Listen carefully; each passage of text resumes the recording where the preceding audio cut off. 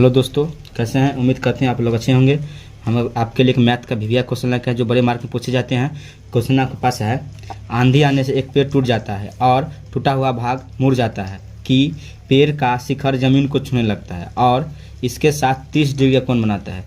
पेड़ की पाद बिंदु दूरी जहाँ पेड़ का शिखर जमीन को छूता है 8 मीटर है, तो पेड़ की ऊंचाई ज्ञात करें। ठीक है, आपको पेड़ का ऊंचाई ज्ञात करना है, समझ गए आप? ठीक है, चलिए इसका पहले फिगर बना लेते हैं। देखिए, ये एक पेड़ है, क्या है? ये पेड़ है। ठीक है, बोला है आंधी आने से एक पेड़ टूट जाता है। मान लीजिए पेड़ यहाँ से टूटता है, यहाँ से टूटता है, टूटा हुआ भाग ये है ना, यही टूट के ऐसे करके ज़मीन को छूता है। ठीक है, ज़मीन को छूता है ऐसे करके। ठीक है, ये आपके पास क्या है? एक ये ज़मीन है, क्या है? ज़मीन है।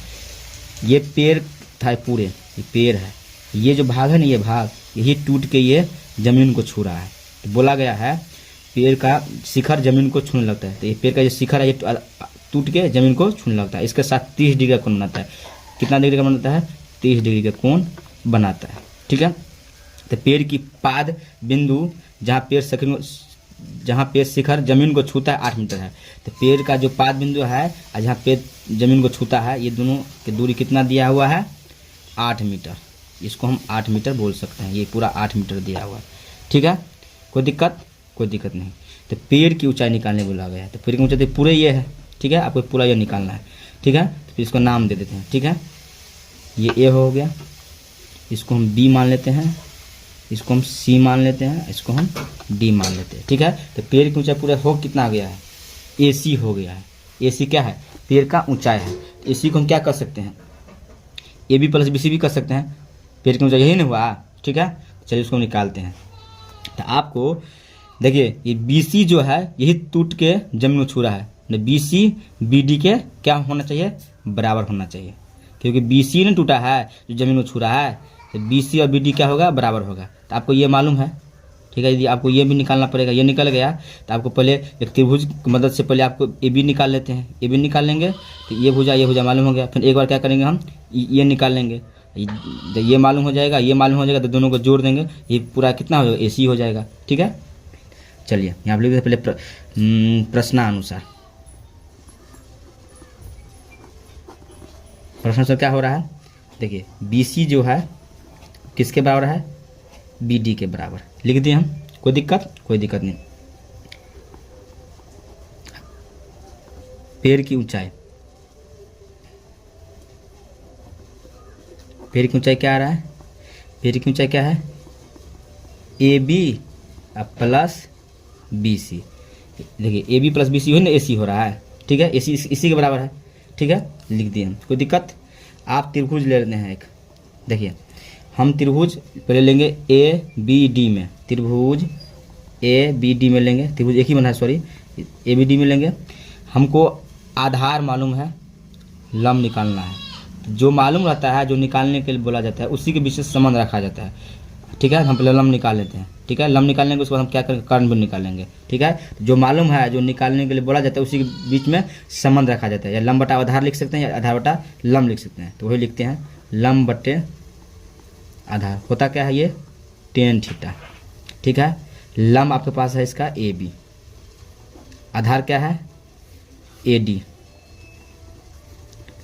tan थीटा का मान यहाँ 30 डिग्री हो जाएगा। ठीक है, आपको ए बी लाना है, ए डी आपको 8 मालूम है, इसका मान होता है 1/√3, tan 30 का मान। ठीक है, तो ए बी हमको लाना है, तो ए बी कितना हो जाएगा? ये 8/√3।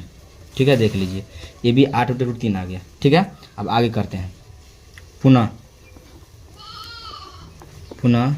त्रिभुज ए बी डी में। ठीक है, कोई दिक्कत नहीं। यहाँ पर देखिए, आप क्या निकालना है? हमको कर्ण लाना है। ठीक है, अभी आपको ये भी मालूम हो गया, यही मालूम हो गया। चलिए, हम कर्ण और आधार में बीच के संबंध रखते हैं। तो कर्ण बटा आधार या आधार बटा कर्ण लिख सकते हैं हम। ठीक है, आधार बट्टे कर्ण होता क्या है? cos theta. कोई दिक्कत? देख लीजिए, cos थीटा होता है। आधार आपके पास कितना है? ए डी या डी ए। कर्ण कितना है? B D. और कॉस थीटा का मान 30 डिग्री। कोई दिक्कत नहीं। देखिए ए डी बटा बी डी हो गया।